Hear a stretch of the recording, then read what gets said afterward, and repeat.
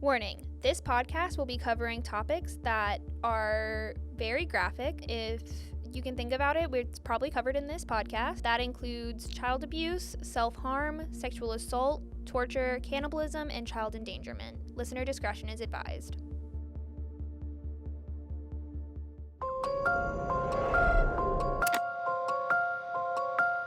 Welcome to the Murder in Movies podcast, M&M for short, Not sponsored. where once a week we gather around and explore the darker sides of pop culture, film, and true crime. Dun, dun, dun, dun, dun, dun, dun, dun. Okay, so a heads up, if you have a sensitive stomach, this one's not for you. Like, I don't have a sensitive stomach, and I was eating a Pop-Tart, and you'll find out why later, but I had to stop eating my Pop-Tart. It was not it. So today we're talking about the man known as Albert Fish. I will say, when I first heard his name, it was interesting that his last name was Fish. Yeah, I don't know why, but it's a very fun last name. I don't know anyone with the last name Fish. I have a very basic last name, and so do you. Yeah. And so does Will. What's your last name? Tipton. Oh, like London! Yeah. Amazing. Is your sister named London? What's her name? How is that almost? Oh, okay. Okay. London. I was close. like, oh, he's going to say Michaela. Landon or something like that. I was Michaela. like, what? Okay. So Albert Fish was not actually the name that he was born with. His name was actually Hamilton Howard Fish, but I'm going to call him Albert because that's what he is known by. Hamilton, that's a fun name. He had a bunch of fun names. Oh, yeah, he had a bunch of fun names. Some of the fun names that he was known by, as a child, he was known as Ham and Eggs, which is actually why he changed his name from Hamilton to Albert, because he hated that nickname. His dad, called him a stick in the mud, yeah. Dad, you'll find out. Yeah, and so the other names he was known as, the Gray Man, the Vampire of Brooklyn, the Werewolf of Wysteria, the Boogeyman, and the Moon Maniac. Albert Fish was born in 1870. Damn. We Yeah. going back. This is an old one. And he was the youngest of 4 children. And his family had a long history with mental illness. His uncle had been diagnosed with mania. His brother spent time in a mental institution. His sister was diagnosed with a mental affliction. And his mother had visual hallucinations, as well as he had 3 other relatives who were diagnosed with various mental illnesses. Mania, is that when, I don't want to say the word crazy, but I think it was just general, we don't know what's wrong with her because it's 1870. Okay, and then the sister was something infliction? Mental affliction, which That's so broad. yeah, I don't know if that's a learning disability or something like that, but all it says is she had a mental affliction. I mean, it's the 1970s. So 1870s. 1870s, even worse. Yeah. Like I said, his mother had visual hallucinations, and her name was Ellen Fish. His father was named Randall Fish and was 43 years older than his mother when Albert was born, his father was 75 years old. That is gross. Yeah, so his mother was 32 and his mother was 32 and his father was 75. Do you know how they met? How do you meet up with a 7? I think Did he have money? I think they were arranged marriage. He did not have money. I think it was an arranged marriage situation. What's the point then? His dad died from a heart attack when Albert was 5 because he was 80 at that point in time. He was old as fuck. And for that time period, he was living long before he needed to. He was vibing. His dad died when Albert was 5, and his mom couldn't care for him because they had no money. Albert was sent to live at an orphanage. At the orphanage, everyone in the orphanage was abused. The children were forced to strip naked and would get beaten and whipped in front of each other while one of the people leading the orphanage read passages from the Bible. Oh. Speaking of whippings, God. There are people on the ceiling? Probably. I'm honestly not surprised because a lot of those very religious orphanages have very bad reputations with child abuse. Yeah. To this day, too. Yeah. While at this orphanage, and because of the beating, Albert developed sadomasochism, and he would become aroused during the beatings, which would cause him to get further made fun of by the other boys. I got put in timeout. That did not give me an arousal to Being by myself, yeah. No. Yeah, and stare at a wall. It was also theorized that boys at the orphanage would sexually molest each other as well. Of this time, Albert said, "I was there till I was nearly 9, and that's where I got started wrong. We were unmercifully whipped. I saw boys doing many things they should not have done." I wonder how many of the kids that have been in this orphanage went off to do Bad things. Not to that extent. Yeah, that he ends no. up doing, We'll get to but Albert. like, you know, just the other craziness. Because how can you go through a situation like that and not have a mental health issue? Yeah. While at the orphanage, he was a bedwetter and frequently tried to escape, but he would always return. See the bedwetting, and then I thought you were gonna follow that up with he hurt small animals. I'll be like, yep, there we go. Yeah, no. There's no evidence that, or at least not that I could find, that he hurt small children. Or small animals. He did hurt small children. While he was at the orphanage, like I said, he had the nickname Ham and Eggs. And because he hated this nickname so much, he started going by Albert, which is the name of a stillborn brother of his. So, like, his mom had a stillborn, either before or after Albert, that was supposed to be named Albert. And he, like, I guess felt this connection to his stillborn brother and, like, took on his name. So eventually, Mrs. Fish got a job with the government and took Albert back when he was 9. 2 years after that, Albert began a relationship with a telegraph boy who introduced him to coprophagia and urolongia, which is the eating of feces and drinking of urine.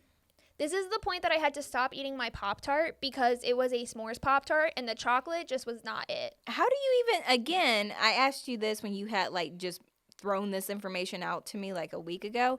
How do you know you have this fetish? I think the telegraph boy was probably also abused, introduced Albert to this, and Albert just took it on because Albert had a really shitty life. Sorry, I had to. It's Albert. He does horrible things. We can laugh at his pain. At the age of 11, Albert was like out playing and fell from a cherry tree and hit his head and 100% got a concussion and definitely got a brain injury because he also developed a stutter at this time. His nickname is Ham and Eggs. He eats shit and now he stutters. Yeah. And Will is laughing. You ain't a good person either. So when he was damn it. At one point, Albert eventually started going to public baths, which were apparently a thing, in order to watch younger boys undress. And he also began writing obscene letters to women he found in classified ads. That time, like, women would take out ads in the newspaper. It was like the Tinder of the time, being like, hey, would love to meet a guy, would love this. And he would like write super obscene letters to them where he'd be like, I want to do very inappropriate things to you, and then like list the very inappropriate things. So he's just open to anybody. Yeah, he just liked causing drama. At the age of 15, Albert dropped out of school and became a painter/decorator and was actually super good at it. Like, everyone was like, wow, he's really good at painting and decorating. When he grew up, he was born in Washington, D.C. I didn't say that. But in 1980, his family moved to New York City. And while there, Albert became a prostitute and also claims to have sexually molested boys while also being a prostitute. His mom, I don't think she knew about any of this, but she was tired of him like being a bachelor, and so she arranged for him to marry a woman 5 years younger than him. And with this woman, he had 6 kids, 4 sons and 2 daughters. Oh gosh. At one point, he was arrested for grand larceny and spent time in Sing Sing prison, where he began to have relationships with other prisoners.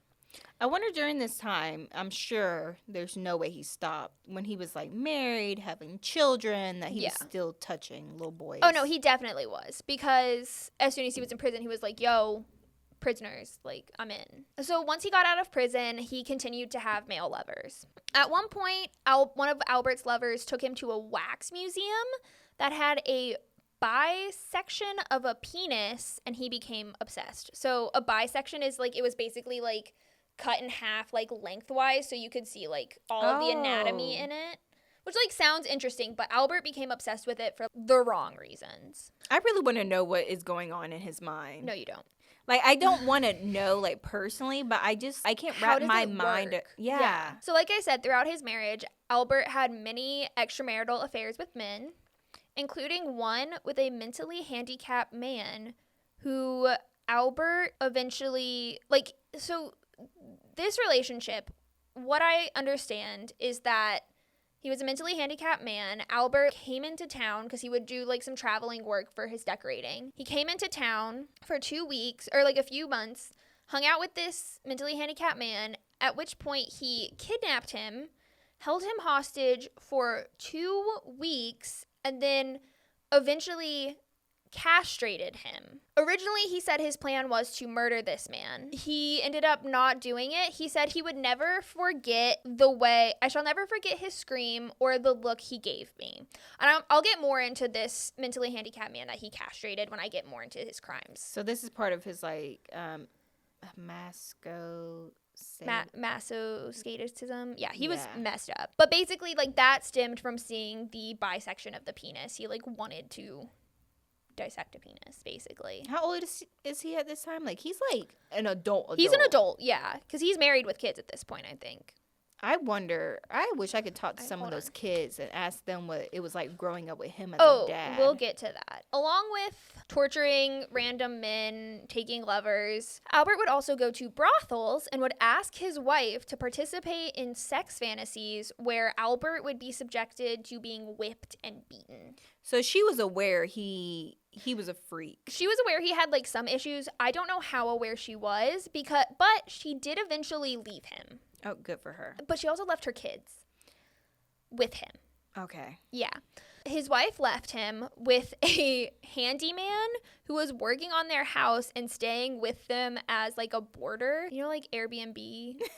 Yeah. Like, he was Airbnb-ing at their house. He was very handy. Yeah. So she left with him. But when she left, she took everything but the kids. Like, she took furniture, dishes, like, her clothes. She took everything. Albert said he basically came home to an empty house. After his wife left is when Albert went off the rails. Because before he was on the rails, like, castrating a mentally handicapped man, that was tame for Albert. He started suffering from religious delusions, so that at one point he climbed a mountain and declared himself Christ.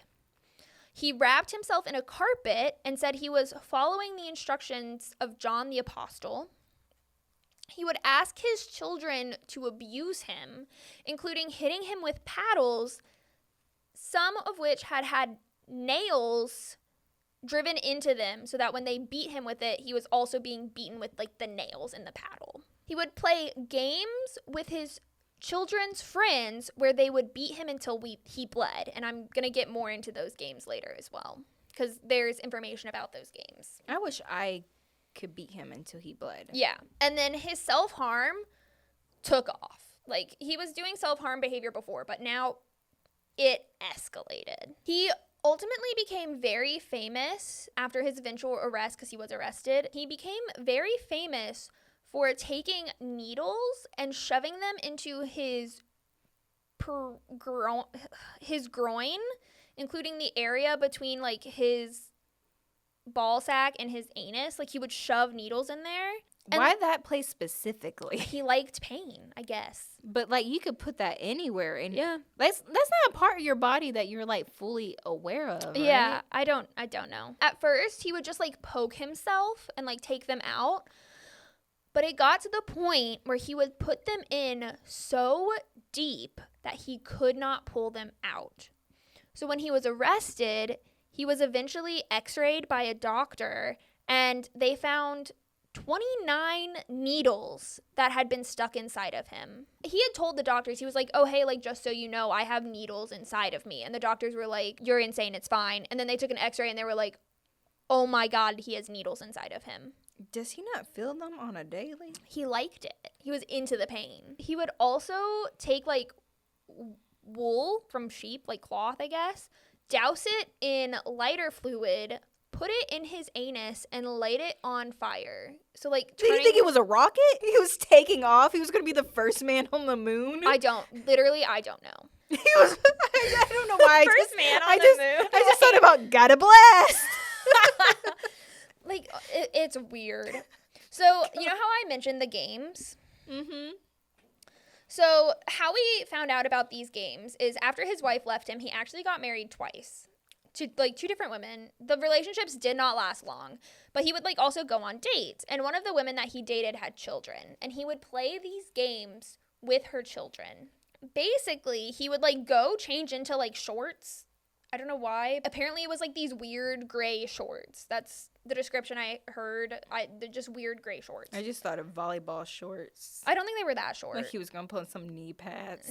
Yeah, no. Anyway, so he would change into these shorts, and this game was called, there were 2 main games. This one was called Buck, How Many Up? So he would change into these weird shorts and then, like, get on his hands and knees and get the kids to sit on his back. He would then have them put up fingers, and he would try to guess how many they had put up. They would hold up 3 fingers, and he would try to guess. If he guessed the wrong number of fingers, they would then spank him with a large paintbrush for however many they had up. So if they had 5 fingers up and he guessed like 3, they would spank him 5 times. He would guess wrong on purpose. Yeah, I'm sure he would. Like, he would literally be like, oh, you're holding up 11 fingers. The other game was called Sack of Potatoes Over. For this one, he would wear, like, the same pair of weird gray shorts. I don't know what it was about these weird gray shorts, but he was into these weird gray shorts. And he would, like, pick up the kids, row them over his shoulder, and they would take their nails and scratch all the way down his back so that, like, he would get angry red welts all the way down his back. You would think his wife would have noticed. I don't know. He wanted more pain than that, so he would try to get the children to put this part. He would try to get the children to put needles under their nails to scratch him with. Oh my God. And when they refused to do that, he put the needles under his own nails. He also enjoyed pooping randomly in the middle of houses, and then he would, like, peace out and then, like, wanted other people to find his poop and clean it up. So my dog. Yeah, pretty much like a dog. Like, he would poop, and he would, like, get satisfaction from knowing that someone else found his poop, went, what the actual hell, and then cleaned it up. I think my dog is a sadist. Albert also developed an obsession with cannibalism and would eat raw meat during the full moons. And yes, this is foreshadowing. In 1924, at the age of 54, Fish felt that God was commanding him to torture and sexually mutilate children. Also, he waited a minute. He waited a minute. Yeah, he was before older. He got there. As far as I know, he was older before he was like, his main crimes. Needles up my butt, rocket ship up my butt, pooping in houses, cannibalism. Yeah. What else do I have? So, like, the same woman whose, like, kids he would play those games with, she talked about how one time she, like, went into the bathroom after he had left, and she found, like, toilet paper on the ground that was burnt at one end, and she, like, knew he had put it up his ass and, like, burnt it in her house. How do you have normal intercourse with someone if that is the kind of stuff that you're into? You don't. I feel like you can't. He developed what was called his implements of hell, which was a meat cleaver, a butcher knife, and a small handsaw. So if you had to guess, what would you think Albert Fish looked like? A white man. Well, I mean, yes, obviously. Like, he looked like a cute little old man. That's so sad. Like, he looked like such a nice... I love old men. Not in a weird way. Like, they're so cute. I have fully told my fiance, like, I cannot wait until you're a cute little old man. And he's like, what does that mean? I just think they're adorable. So now, on to Albert Fish's crimes. I feel like we've covered so many of them. So first off, we knew about the grand larceny that he went to prison for. We talked about that. He sexually abused many young boys from the time he moved to New York. Talked about that. Sometimes he would pay some of the young boys to go get other boys for him to attack. The mentally handicapped man. How old would you, like, guess this person to be? I would hope in his 20s. He was 19. It still doesn't make it better, but that's sad. Yeah. His name was Thomas Kedden. Like I said, Albert originally meant to kill him, but changed his mind after castrating him and torturing him for 2 weeks. He said, "I shall never forget his scream or the look he gave me," when talking about his crime. After castrating him, Fish tended to the wound, gave him a goodbye kiss, and left without looking back. And he says he does not know what happened to him. He doesn't know if he lived or died, but he did not kill him. How do you tend to those kind of wounds? You just put like a cloth over it and just say hold? Yeah, I guess. Another crime that he committed was polygamy, which is where you're married to multiple people at the same time. I mean, of all the crimes he committed. Yeah, because basically his first wife never actually divorced him. She just did. She just left. And then he ended up going and marrying 2 other women, like later on. So they were literally trying to convict him of everything. Yeah, they were like, this man just needs to not be in public. Coughing out, covering his mouth. Charge. Yeah, pretty much, because they just wanted him off the streets. In 1919, he stabbed a mentally handicapped boy in Washington, D.C. named... that's it. That's all that they have about that. Never mind. He just stabbed a random mentally handicapped boy. Part of me is like, how does he get away with it? But it's like the early 1900s. Oh, and he literally admitted to targeting people he felt he could get away with. Like, he straight up went, yeah, I targeted the mentally handicapped and people of color because I could get away with it and no one would miss them. Next crime was... Well, this was less of a crime and more of like, this is very creepy. There's a little girl named Beatrice Keel. She was out, like, vibing, playing in her yard when Albert approached and asked if she would help him look for something. There was, like, conflicting theories on what he needed help looking for. One of them was, like, he was looking for, like, a rutabaga or something weird. Like, what the hell is that? Or, like, a rhubarb or, like, a plant. Oh, okay. Like a vegetable. That grows. I would be looking for a baseball or something. Yeah, he was just like, can you help me find, like, a rhubarb? And Beatrice was like, yeah, I would love to because she's, like, a sweet little girl. And so she was about to go with him when her mom saw what was happening and was like, absolutely not, and chased him off. Later on, Albert returned to that house and attempted to, like, sleep in the barn, like, in the family's barn, but he was chased off by Beatrice's father. So the next, this one's really sad.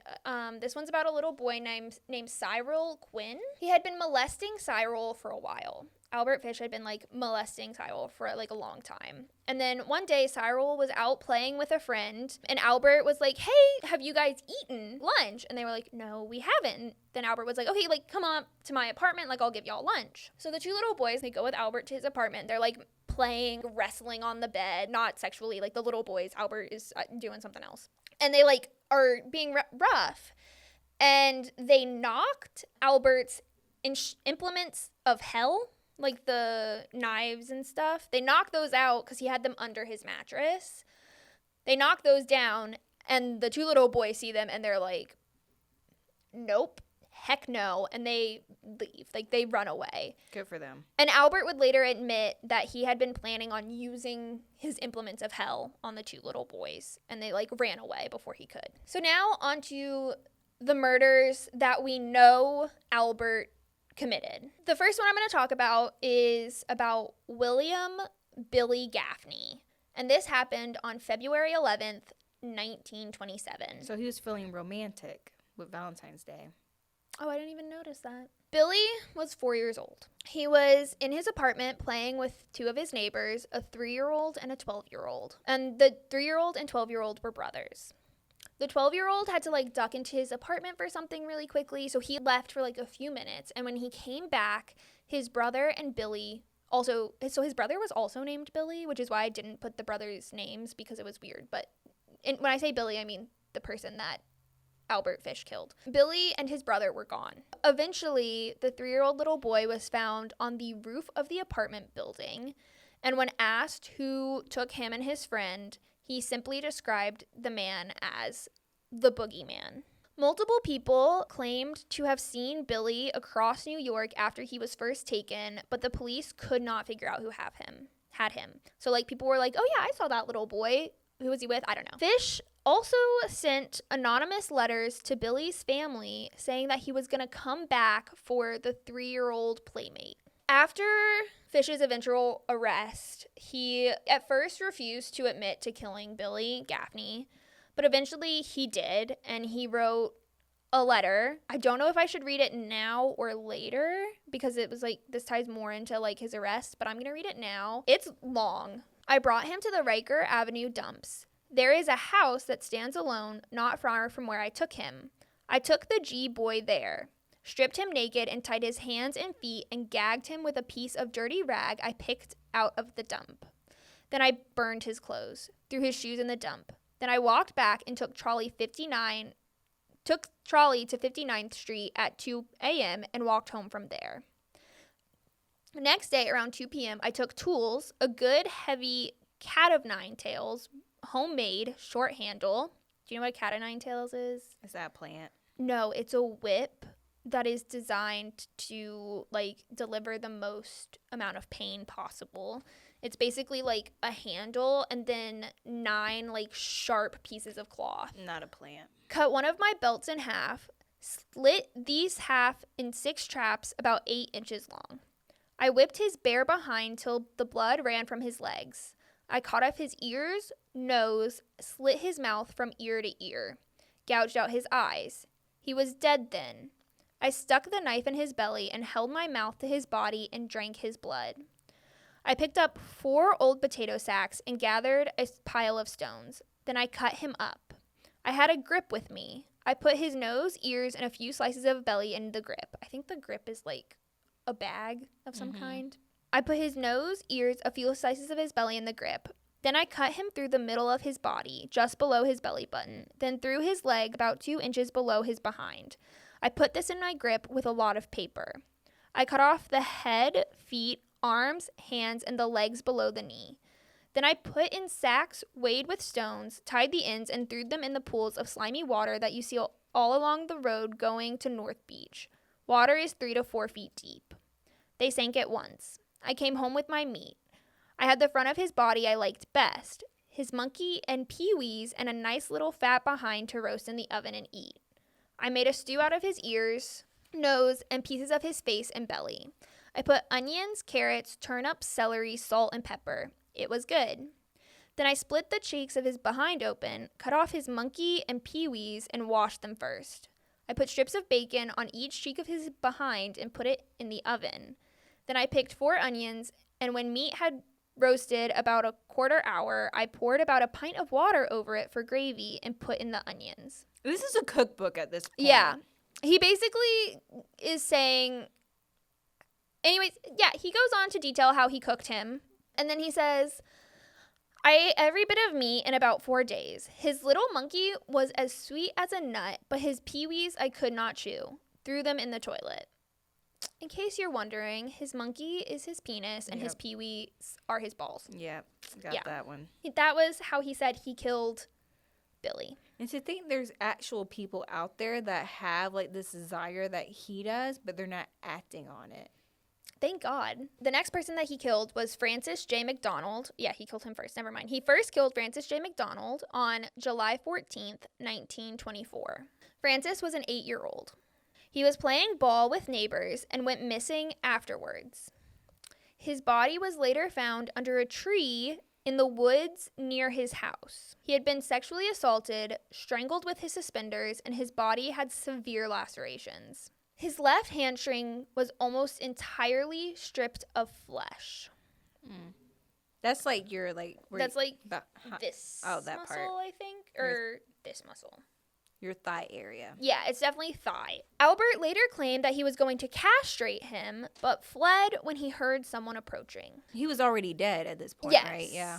Francis's father was a police officer, and so there was a big turnout for people looking to find out what happened to Francis. One witness described Fish as a vagabond because he was so unkempt and dirty. And he was also described as seeming very gray. The exact quote was his hair was gray, his clothes were gray, his skin was gray. He was just gray all over or something like that. And this earned him the nickname of the Gray Man. I'm surprised he didn't get sick. I don't even know. From eating flesh, doing things to your body, his body can handle a beating. Yeah. The case that he is the most well known for was the murder of Grace Budd, which took place June 3rd, 1928, when she was 10 years old. How did Albert find Grace? This is really messed up. Grace's older brother, Edward, who was 18, had Great. Love that name. Love that for us. No, Edward's not bad. Edward is a good person. Albert is bad. Okay. Edward is good. Edward had placed an ad looking for a job because his family was not well off. He was like, I'm going to start helping. I'm going to get a job. This is going to be great. And a man that was known to the family as Frank Howard responded, saying that he needed help on his farm and that he had 6 children and that his wife had left him. Albert did not have a farm. By the way, Frank Howard is Albert Fish. Don't know if that was obvious. And so Albert shows up at this family house, knocks on the door, they let him in, and he's like, hey, I'll give you $15 a week, which was really good at that time, I guess. I don't know.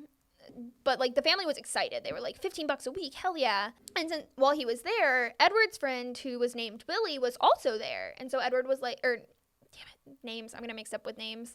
So Albert was like, hey, I'll also give a job to your friend Willie. So he offered jobs to both Edward and Willie. And everyone was, like, super pumped. They were like, hell yeah, jobs, we love this.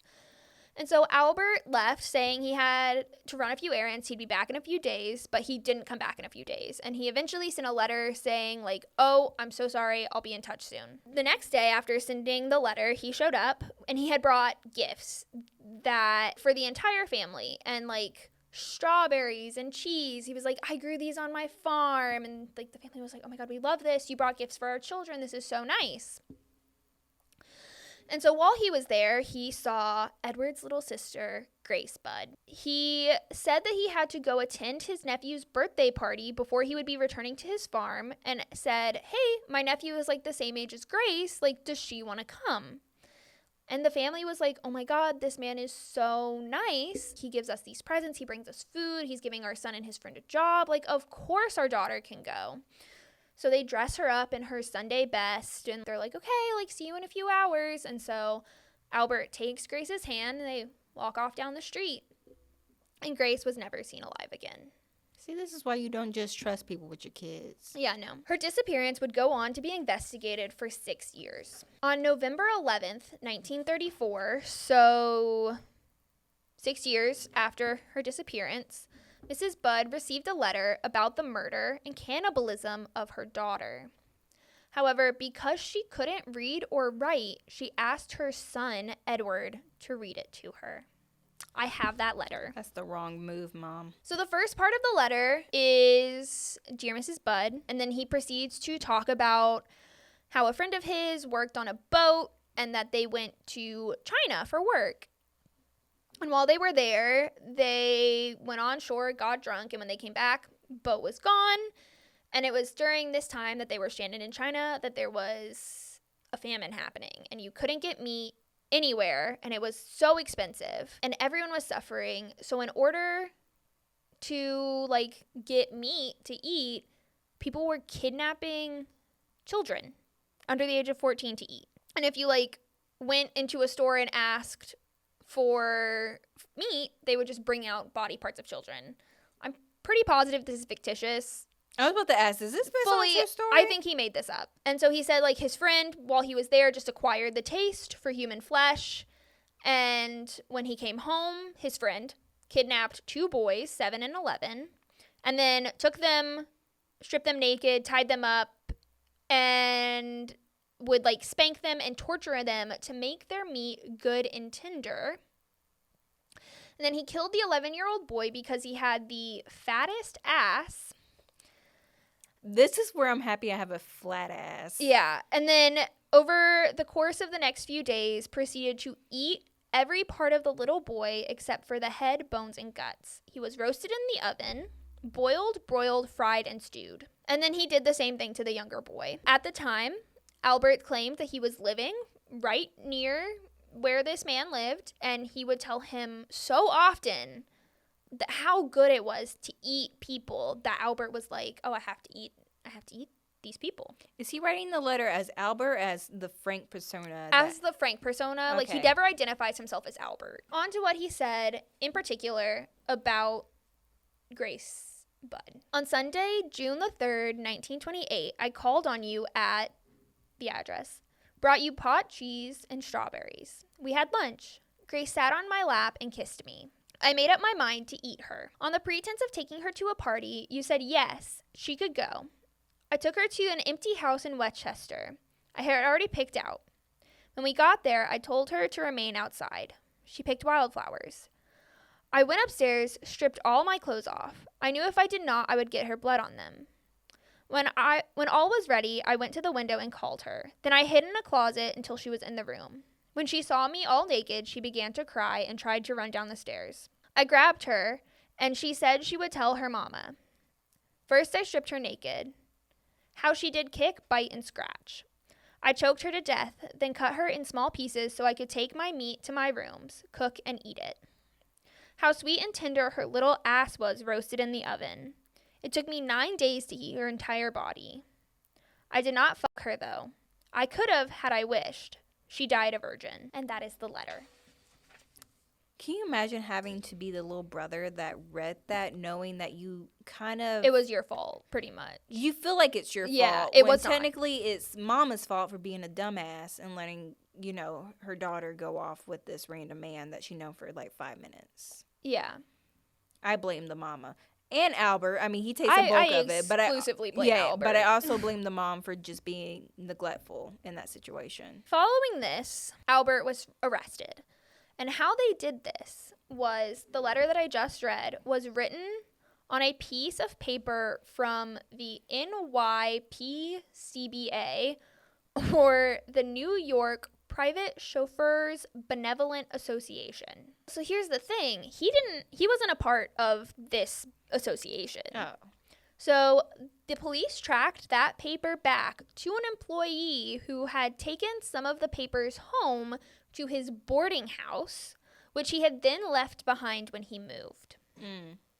And so he gave the address to the police, who went there, and they were like, hey, who lives here? And the landlady was like, this little old man named Albert, but he just moved out. I can't remember why, but I think she kicked him out. But yeah, he was out. And the police were like, can you get him here? And she was like, yeah, I have a check for him. She calls him or gets him to come get this check. And when he shows up, the police are like, we're arresting you. And Fish was like, okay, I'll come quietly. Except then he pulled out a razor blade and tried to attack the police, which didn't work. The police easily subdued him and arrested him. You know what reminds me of? That meme where it's like, somebody call an ambulance, but not for me. Yeah, pretty much. He was like, yeah, I'll come quietly. Psych. At first, he did not confess to his other crimes. He only confessed to, he didn't really confess. He eventually confessed to Grace Budd. And then after he was convicted, he confessed to Francis and Billy. He was also suspected in the deaths of 5 other children.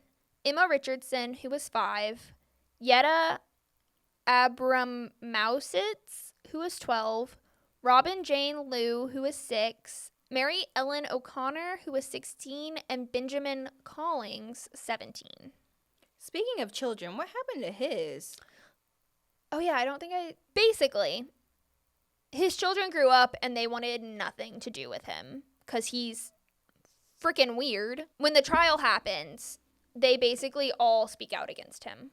So during the Grace situation, all of them had grown up and moved out? Yeah, they had all moved out. Okay. He pled insanity, which, makes sense. Not too far-fetched. They had psychiatrists come in, and one testified about his sexual fetishes, which included sadism, masochism, flagellation, exhibitionism, voyeurism, piquerism, cannibalism, coprophagia, urophilia, hematologia, pedophilia, necrophilia, and infibulation. Some of these sound just really bad names. Yeah. Basically, if there was a sexual fetish that was really fucked up, Albert Fish had it. Although the jury definitely were like, yes, this man is fully insane, they unanimously decided, yeah, he also shouldn't be alive. And if he was found to be insane, he couldn't be sentenced to death. instead of being like he's insane, they found him sane and guilty so that way he could be sentenced to death. Good for them. Yeah, basically they were all like, listen, we agree that you're insane, but we also agree you should die. He was sentenced to death by the electric chair. I bet he was super excited. Yeah, so when asked about it, he said, it will be the supreme thrill, the only one I haven't tried. It's like, even when you're trying to kill this guy, he's happy excited about it. Yeah. Which we hate. It is claimed, and this is like a claim, there's no evidence of this, but it's claimed that he had to be shocked twice, and according to one person, it was because the needles in his body shorted out the electrics of the electric chair. So they didn't even pull those out? They were like, They couldn't. sit. Oh. They were so far in his body, there was no way of getting them out. A magnet and just let it hurt. Yeah. After his death, his lawyer went out to speak to news, and he was like, listen, he wrote a letter.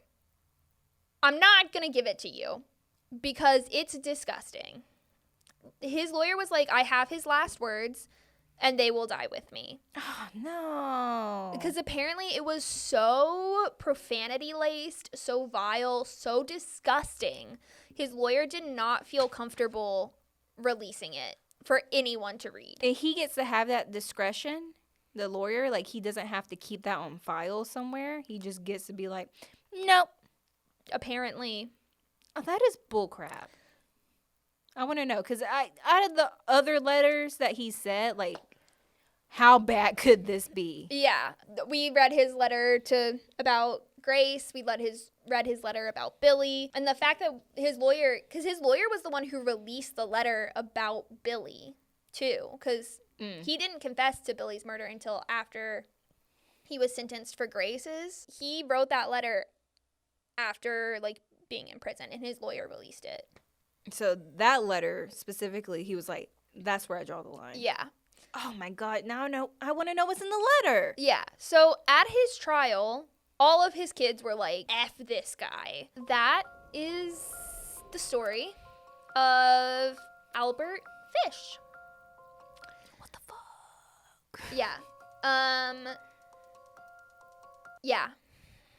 How do you even end this podcast? I don't know. That's all I have for today. Thank you so much for everyone who stuck with it and listened and watched. If you listened, we have a YouTube. If you watched, please feel free to find us on Amazon Music, Spotify, Spotify, iTunes, Podbean, Google Podcasts. Follow us on social media.